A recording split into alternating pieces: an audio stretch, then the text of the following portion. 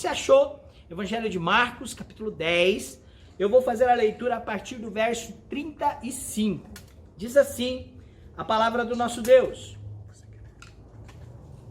Então se aproximaram dele Tiago e João, filhos de Zebedeu, dizendo-lhe: Mestre, queremos que nos concedas o que te vamos pedir. E ele lhes perguntou: que quereis que eu vos faça? Responderam-lhe: permite-nos que na tua glória nos assentemos um à tua direita e o outro à tua esquerda. Mas Jesus lhe disse: não sabeis o que pedis. Podeis vós beber o cálice que eu bebo, ou receber o batismo com que eu sou batizado? Disseram-lhe: podemos. Tornou-lhe Jesus: bebereis o cálice que eu bebo e recebereis o batismo com que sou batizado. Quanto, porém, a assentar-se à minha direita ou à minha esquerda, não me compete concedê-lo, porque é para aqueles a quem está preparado. Ouvindo isso, se indignaram os 10 contra Tiago e João, mas Jesus, chamando-os para junto de si, disse-lhes: Sabeis que os que são considerados governadores dos povos têm-nos sob o seu domínio, e sobre eles os seus maiorais exercem autoridade. Verso 43.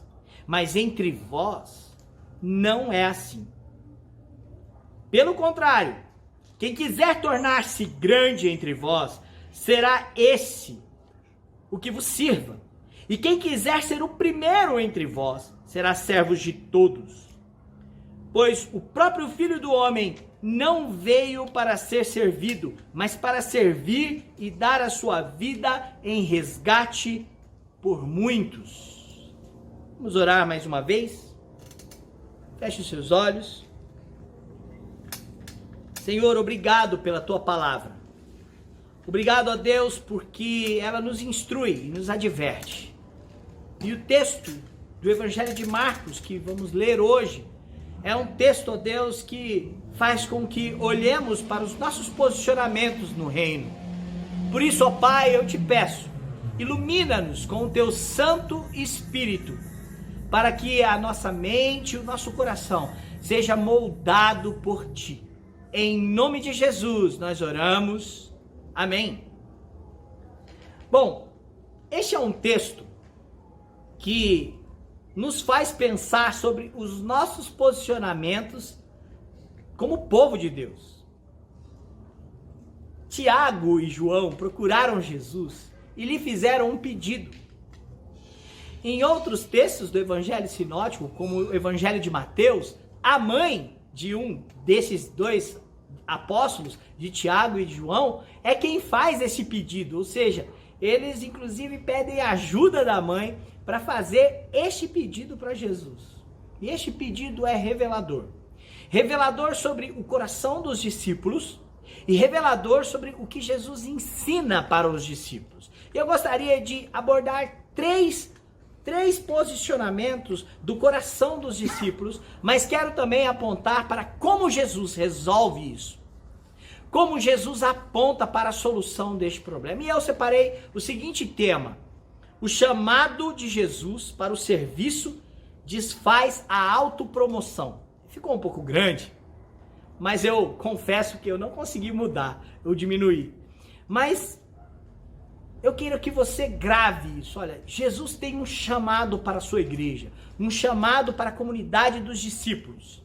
Este chamado é para servir. Somos chamados para o serviço.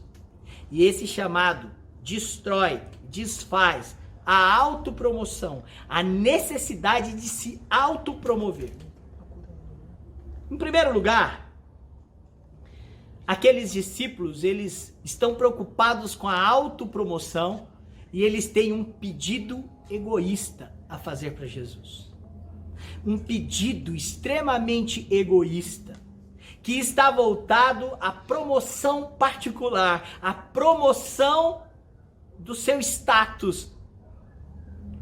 Olha, se você prestou atenção na leitura, Jesus e os discípulos estão juntos. mas parecem que estão caminhando caminhos diferentes. Sabe por quê? Os discípulos estão no caminho da ambição. Eles querem um lugar especial.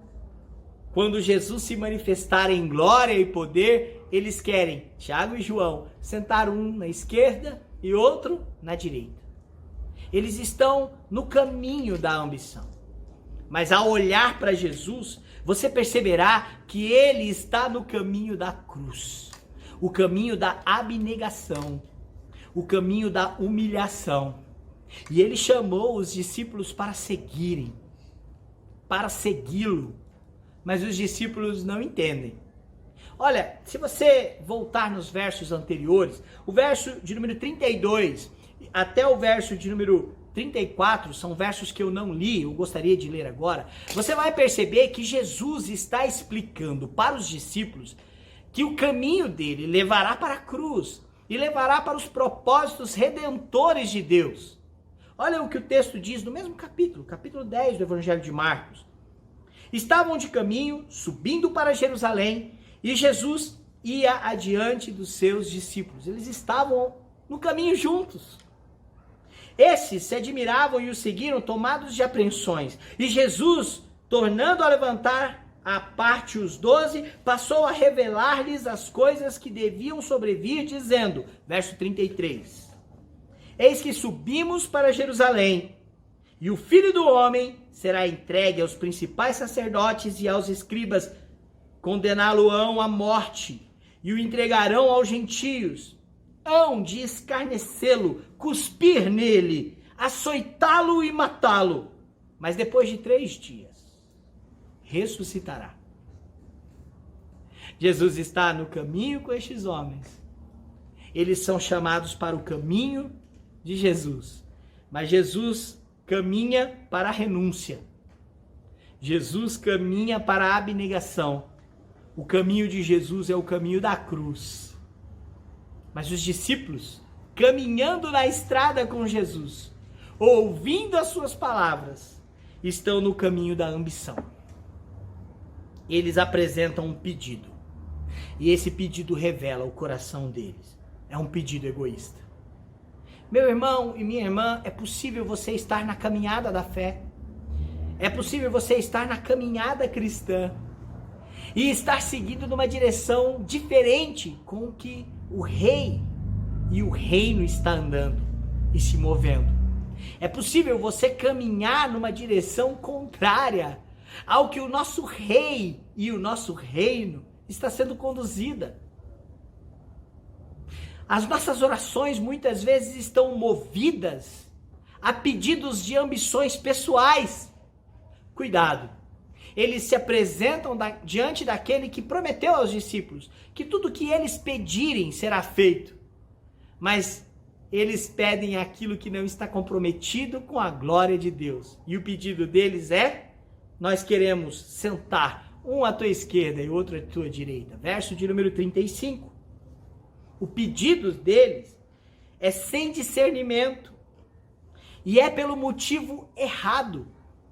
Cuidado com aquilo que te faz seguir o mestre, com as motivações. Se você segue Jesus por ambições, se você segue Jesus para ter as bênçãos dele, ou pelo que ele pode fazer por você de benefício, isso é servi-lo por retribuição. E não por amor, e não por devoção, e não por servi-lo de verdade. Por isso, eu quero lembrar a vocês o texto de Tiago, capítulo 4, verso 3, onde Tiago nos instrui assim: pedis e não recebeis, porque pedis mal, para esbanjardes em vossos prazeres. Tiago está dizendo, vocês pedem, mas vocês não recebem, porque pedem mal. Pedem para esbanjar em vossos prazeres. Cuidado com um coração ambicioso. Cuidado com que aquilo que te faça chegar até Deus seja o fruto da ambição dos teus desejos. Eles queriam domínio. Eles queriam poder. Eles queriam estar numa condição de superioridade diante dos outros. Davi, em uma das suas orações, no Salmo 66, no verso 18, ele diz assim: se no meu coração eu contemplar a vaidade, o Senhor não teria me ouvido. Salmo 66, 18. Se eu, no meu coração, tivesse contemplado a vaidade, o Senhor não me teria ouvido. Eu gosto do verso 19 e 20. Entretanto, Deus me tem ouvido e tem me atendido à voz da oração. Bendito seja Deus, que não me rejeita a oração e nem afasta de mim a sua graça. O chamado de Jesus é um chamado para renunciarmos às nossas ambições. No Evangelho de Mateus, que é o texto correlato dos evangelhos sinóticos, Mateus capítulo 20, verso 21 e 20, este é um desejo da mãe de Tiago e João, e ela é manifestada como uma pessoa que pode influenciar Jesus a fazê-lo. Cuidado com a ambição egoísta. Eles estão equivocados quanto ao reino, porque eles entendem que esse reino é um reino político, é um reino humano. Eles são apaixonados por bandeiras políticas, por homens que podem subir ao poder e ao trono. O Filho do Homem, o Messias, é mais do que um líder terreno. Ele é o Rei do universo e o reino dele é eterno. As motivações e a ambição deles são egoístas e o pedido é egoísta, porque eles querem usar a intimidade com Jesus de uma maneira errada, como um tráfico de influência. Eles querem usar do relacionamento e da intimidade de Jesus, porque eles são apóstolos, como para usarem em seu próprio favor. Meus irmãos, cuidado. Você pode estar no caminho da fé, mas caminhando com as suas ambições num caminho contrário ao que Cristo nos orienta e nos pede. Bom, eu falei do pedido egoísta, que mostra a ambição do coração daqueles dois discípulos, mas eu quero convidar você a olhar para a segunda característica negativa da necessidade de autopromoção no coração dos discípulos. Em segundo lugar, eles dão uma resposta sem entendimento. Jesus então ouve o pedido deles e, surpreso, se manifesta da seguinte maneira, verso 38. Jesus disse: não sabeis o que pedis. Jesus está dizendo assim, ele ouve o pedido, vocês não sabem o que vocês estão me pedindo. E aí Jesus lança uma pergunta, olha, por acaso vocês podem beber o cálice que eu vou tomar e ser batizado no batismo que eu serei batizado? Essas expressões, elas apontam aqui, claro que para a salvação de Deus, porque o cálice é o cálice da ira de Deus sobre Cristo, onde nós fomos salvos, e o batismo significa e sela, né, a nossa salvação em Cristo, mas ele está falando a princípio do sofrimento dele por conta dessas coisas. E aí a resposta é uma resposta que eles dão impensada. Eles nem sabem do que Jesus está dizendo. E eles respondem assim: sim, podemos. Eles têm uma resposta sem entendimento. E nós vivemos em épocas assim. Em épocas em que as pessoas têm resposta para tudo. Já percebeu isso? Todo mundo é especialista. Especialista em doenças, em virologia, especialista em política, especialista em teologia. Hoje todo mundo é especialista em tudo. E todo mundo não sabe de nada. Eu gosto muito de uma música do Thiago York, que chama Alexandria. E ele diz, numa das partes da canção, a gente teima, antes temia, já não sabe o que sabia. A gente queima todo dia. 1000 bibliotecas de Alexandria. Meus irmãos, a pressa em se precipitar, em responder impensadamente, sim, nós podemos tomar do seu cálice e ser batizado. Eu fico imaginando a paciência que Jesus tem conosco, irmãos. A paciência que ele tem conosco. Cuidado com respostas sem entendimento, principalmente quando elas movem o seu coração, quando elas estão diante do grande e soberano Rei, quando elas estão diante dos propósitos do Eterno. Você pode estar respondendo de algo que não conhece, e isso não te faz inocente. Por isso, a pergunta é respondida sem nenhuma consideração, sem nenhum temor. No verso 39, ele simplesmente, podemos. Jesus ia para a cruz e não para o trono. Lembra que eles estão equivocados com as suas ambições? Pois é. Quando Jesus fala disso tudo e faz essa pergunta, e que eles respondem positivamente, Jesus está afirmando que vai para a cruz e não para o trono. Isso fica claro no verso 32 até o verso de número 34. Mas esses homens são precipitados em responder sem entendimento. Jesus lembra que nós erramos por não conhecer as Escrituras e nem o poder de Deus. No livro do profeta Isaías, Deus denuncia que este povo não conhece, este povo não me conhece. Ele não tem entendimento sobre mim. É preciso buscar o caráter da vontade de Cristo.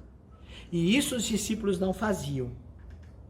Jesus iria para um caminho de sofrimento, de humilhação, e não de aplausos, e não de holofotes, e não de glória humana. Jesus iria para a cruz. Ele experimentaria o juízo de Deus. E ele estava preparado para isso. Os discípulos não.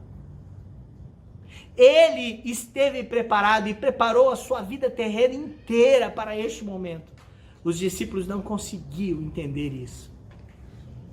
Eles dão uma resposta sem entendimento porque eles têm uma confiança arrogante. Eles pensam de si mais do que convém. Romanos capítulo 12, verso 3, nos orienta a não nos considerarmos mais importantes do que os outros e a não ter sobre nós mesmos uma consideração maior do que convém. Não pense de si mesmo mais do que convém. Os discípulos estavam confiantes, mas uma confiança arrogante. Sim, nós podemos. Mas Jesus sabia que eles abandonariam, que eles fugiriam. Olha, com isso, irmãos, eu quero convidar você a pensar nesses dois pontos. Na tua caminhada cristã, na tua caminhada de fé, o que tem te levado na presença de Jesus? São pedidos egoístas que são frutos da ambição de um coração ambicioso? Você tem respondido às questões da fé, às questões difíceis da vida, de uma maneira banal, sem entendimento, sem oração, sem propósito, sem buscar na palavra do Senhor? E você tem confiado muito naquilo que você já sabe, naquilo que você já acha, ou você tem confiado muito a respeito daquilo que você já é? E esquece os alertas bíblicos que diz: não confie em si mesmo, não se estribe no seu próprio entendimento. Com isso, irmãos, vem a terceira característica negativa do coração de autopromoção dos discípulos. Está no verso 41. Bom, todos os discípulos, os 10, os apóstolos, eles se revoltaram contra João e Tiago. Olha o que diz o verso 41. Ouvindo isso, indignaram-se os 10 contra Tiago e João. Rapaz, eles ficaram irritados com Tiago e João. Aí você vai falar: pastor, isso é bom, porque eles ficaram irritados com Tiago e João, porque eles não responderam ao chamado de Jesus da maneira correta. Porque eles estavam enganados quanto ao reino de Cristo. Não, eles estavam indignados porque eles também eram ambiciosos e desejavam a mesma coisa. A repreensão que Jesus vai dar vai deixar isso muito claro. Todos eles estavam indignados, não por causa do que era certo, mas eles estavam indignados porque também buscavam o mesmo. Eles estavam imbuídos de autopromoção. Eles estavam imbuídos de grandeza. E isso gerava no coração dos apóstolos e dos discípulos, dos seguidores do Mestre, competitividade. Eles competiam em vez de servir. Eles competiam em vez de renunciar. Eles competiam em vez de ajudar. Então eles, indignados e motivados por uma visão mundana de reino, ficaram indignados com Tiago e João. Ó, eles querem ser maior do que nós. Eles querem dominar sobre nós. E eles estavam indignados por isso. Olha, irmão, irmã, entenda que a motivação de Tiago e João é a mesma motivação do versículo 41 para os outros 10. A motivação deles era mundana, carnal e humana. Pensava no reino de Cristo como um exemplo de domínio humano. Olha a resposta de Jesus no verso 42. Ele diz assim: mas Jesus, chamando-os para junto de si. Jesus os aproximou. Eles deviam estar separados. Isso já gerou uma competitividade tão grande que eles estavam separados. Eles estavam alheios já, divididos. E Jesus então chama eles para perto, para junto de si. E agora Jesus vai instruí-los. Porque eles estão num erro coletivo. E é assim que o mundo vive. É assim que o mundo pensa, num erro coletivo sobre o reino de Deus e sobre o domínio, sobre a verdadeira autoridade e sobre o verdadeiro poder. Então, no verso 42, Jesus diz: mas Jesus, chamando para junto de si, disse-lhes: sabeis que os que são considerados governadores dos povos têm-nos sob seu domínio, e sobre eles os seus maiorais exercem autoridade. Jesus está falando do reino e do domínio e da autoridade humana, terrena, onde os governadores, os principais, exercem autoridade, sim, e tem a lei a seu favor. Jesus não está sendo um anárquico. Ele não está defendendo a anarquia. Ele está relatando que no reino humano essas coisas são necessárias. Mas agora, neste erro coletivo, Jesus dará a sua instrução. Porque ele fará uma diferenciação entre o chamado dele para os discípulos e a natureza de poder e autoridade deste mundo. Bom, por isso eu quero convidar você agora a olhar para Jesus. Só Jesus pode só nos aproximando de Jesus, ele pode refazer a essência do chamado. Por isso Jesus diz aos discípulos: vem perto de mim, se aproximem de mim. Por isso o verso 42 é tão importante, chamando-os para junto de si. Porque quando nos aproximamos de Cristo, quando nosso foco é Cristo, a natureza do nosso chamado se restabelece nas suas prioridades. A igreja precisa aprender a fazer isso. Em tempos de crise, a igreja precisa se aproximar do nosso Senhor, cada vez mais, do seu caráter, dos seus mandamentos e da sua vontade. Quarto e último ponto, a grandeza e o exemplo de Jesus. A grandeza e o exemplo de Jesus. Jesus chamou discípulos e apóstolos para caminharem com ele, para segui-lo. E este chamado envolve o serviço. Ele chama para junto de si. E este chamado inclui em servi-lo e servir. Olha o que diz o verso 43. Mas entre vós não é assim. Pelo contrário, quem quiser tornar-se grande entre vós, será esse o que vos sirva. No reino de Cristo, os valores são invertidos. No reino de Jesus, servir vem em primeiro lugar e não dominar. No reino dele, o domínio pertence ao Pai Celestial. Por isso ele diz para os apóstolos, para Tiago e para João, não compete a mim saber aonde vocês vão sentar, se é minha direita ou se é minha esquerda, não compete a mim conceder isso a vocês. Vocês serão batizados e tomarão do meu cálice, mas sentar à minha direita não compete a mim. O domínio pertence a Deus. E no reino dele nos cabe servir. Olha, Tiago é o primeiro dos apóstolos a morrer pelo evangelho. Ele tomou do cálice, sofreu e serviu. A sua morte serviu aos propósitos da pregação do evangelho. Morreu por causa do evangelho. Foi decapitado. Atos, capítulo 12, versículo 2.